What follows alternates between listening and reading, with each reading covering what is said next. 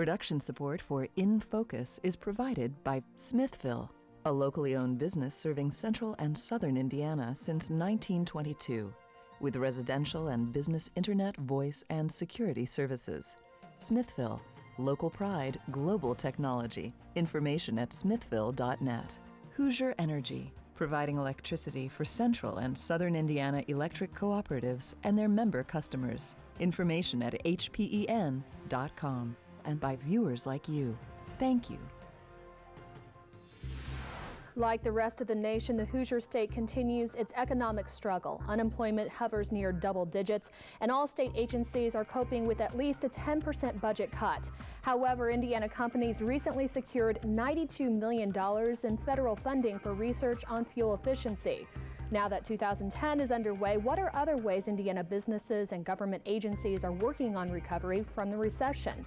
That's one of the questions as we put the state of the economy in focus.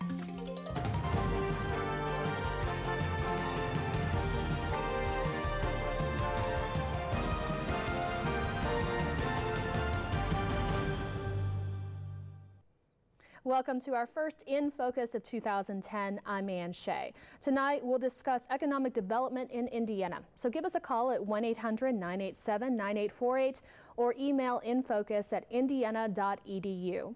Well, many economists believe we have survived the worst of the recession. Others think this is the new norm. While many budgets have been cut, what are state and local governments doing to create jobs for Hoosiers? How are businesses creating new development through tough times? Manufacturing and tourism are two potential growth areas for Indiana. Here's more about what Hoosiers can expect to see in their economic future. Over the past year, the economy has shown signs of recovery, and stimulus programs such as the first-time homebuyer credit and cash for clunkers have caused Americans to reopen their wallets.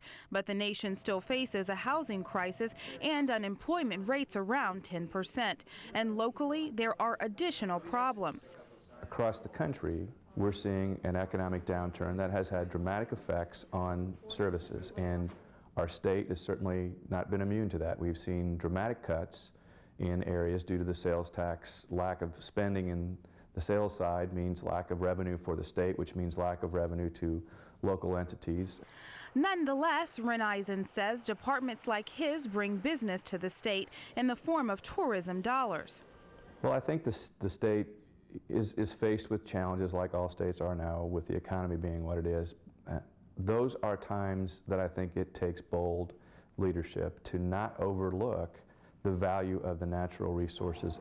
The fact that Indianapolis has its own brand, it's the amateur sports capital of the nation, and to not continue to invest in that because the economy's down would not seem to make very much sense to me.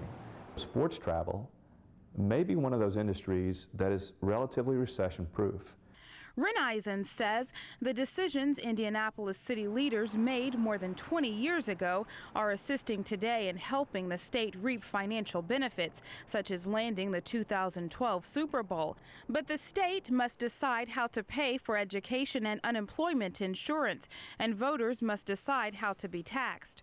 Tonight, we discuss economic development in the Hoosier State as we put the state of the economy in focus. Good evening, I'm Stan Jastrzebski. We'll talk more about those issues as we move on in tonight's program.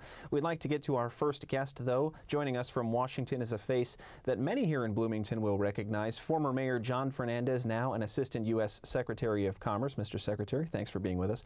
I want to ask you, first of all, how do you think the economy has changed, perhaps most noticeably in the last year? You know, when we came into office, we were losing jobs at a rate of about 700,000 a month. Now, we're not to the point where we're seeing the kind of net positive growth we want on a monthly basis, and but we certainly have seen a major reduction in the decline. Now, of course, as the Vice President and the President have said often, not being worse is simply not good enough. We've got a long way to go to get the economy moving, to get the job creation the country needs, and we're making progress, I think, on those fronts. Just how difficult is it, even in these trying times, to predict what the economy is going to do from month to month? Well, I think clearly it's very difficult to predict. I think the only thing that we know with certainty is that as you come out of a recovery that was clearly as you come into a recovery out of a recession that was really the worst kind of collapse we've seen since the Depression, is that there's going to be fits and starts. There's not a steady glide path where you just see a straight line in terms of the trends in growth, and there's going to be peaks and valleys. So I think it's very difficult to predict with any kind of certainty what those numbers will be. But I think it's clear that, you know, we've seen the worst of it. Governor Daniels, in his State of the State address this week, made a point for 10 or 15 minutes of his speech of saying that Indiana is in better economic shape than many of its neighbors, trying deliberately to present a rosier picture of the Hoosier State than of Illinois or Michigan. Do you think that's a wise way to go, or do you think that the numbers should be presented as somberly as they appear? I think, you know, what we know is that the American people are not interested in any kind of spin. And what President Obama has been about from the beginning is being very honest about what's working and what some of the challenges are.